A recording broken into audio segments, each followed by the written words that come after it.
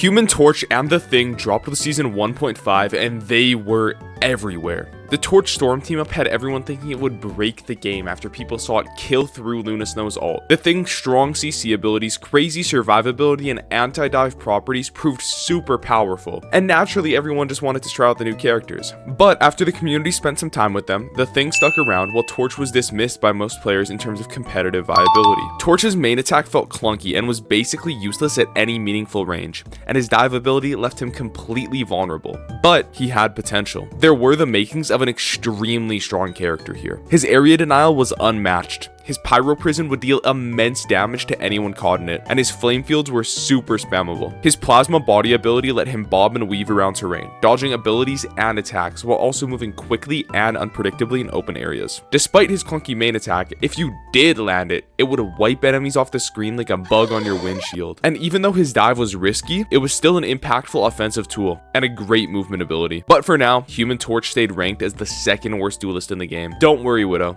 you still kept your crown. A month later, patch notes dropped with some solid Torch buffs. His ult got a slight nerf to its charge rate, but a significant damage buff. His main attack was also improved. It now fires additional projectiles, and all projectiles travel faster. These changes made the attack more consistent outside of close range. Great improvements, but still not enough to push him over the edge. Then came Season 2. A bunch of abilities were significantly changed across the board, and 3 duelists got added survivability in their kits. Iron Man's Overdrive now gives him 100 bonus health. Moon Knight's Secondary Fire grants 25 bonus health per target hit, up to 100 max. And the most impactful of all, Johnny's Dive now gives him 75 bonus health. This was huge for Torch's survivability, both defensively and offensively. If he's being targeted, he can dive away and instantly receive 75 bonus HP right as the ability activates. Or if you've got a flame field on a low health target, you can dive in, finish them off, and get out safely with your shield and speed boost. But that's not all. He now fires his main attack slightly quicker, and that, combined with the earlier projectile buff, completely changed the ability. It evolved from a clunky close-range nuke into a smoother firing, close to mid-range threat that works in many more scenarios. It now consistently melts targets that used to give Torch trouble, especially other flying characters, and it can be used with your flame fields to deal bursts of damage, whether to finish off targets or to lower them to be finished off by your dive. The numbers are easy to overlook. He shoots 0.1 seconds faster. That's nothing. Yeah, on paper, but in-game, it is massive. He's banned in practically every match, and when he's not banned, the whole game revolves around him. It's up to a Torch gap. Oh, I just got fucking touched, bro.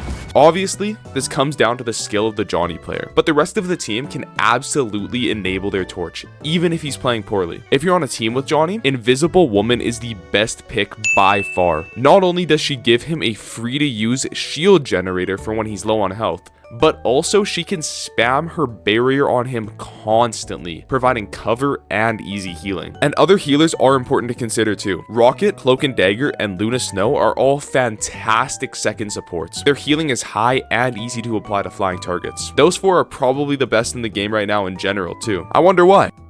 Mantis is decent too. She boosts Johnny's damage and has easy point and click heals. As for Loki, let's just be honest, Loki players aren't hitting shots like that. And Adam kinda sucks here too. You're often away from your team because you're just so mobile, so his team-centric healing isn't the best. And Jeff is, he's just hanging out. As for tanks, most of them work well with Torch, as long as you're decent at playing them. But if I had to shout one out, it's gotta be Groot. Groot synergizes great with Torch. His ult can group people up, ready to be deleted by Johnny's splash damage, and his walls separate targets from their team, trapping them in any flame fields and leaving them open to big bursts of damage. But, of course, he's banned in almost every game too. Playing against Torch is a whole different beast. If you don't have someone on your team who plays him, or if it's a major Torch gap, you're forced to try something else. There's a small group of characters that Torch can struggle into, but most of the time it's a pure skill matchup. Hela is definitely the most one-sided. A good Hela should not lose to a Torch. So if she's unbanned and you can aim, it's a great pick. Sure, there are some outside factors like whether he has a pocket invis, but even then it should be easy pickings. This means that the optimal play for Torch versus Hela is to be literally anywhere where she can't shoot you. Some other strong picks against Torch include the slightly worse Helas and Spidey and Iron Fist, since they can stick to him so well. But if Torch is with his team, landing shots, and diving smart, none of those picks are even that effective. And when it comes to flyer 1v1s, they are completely up to skill and positioning.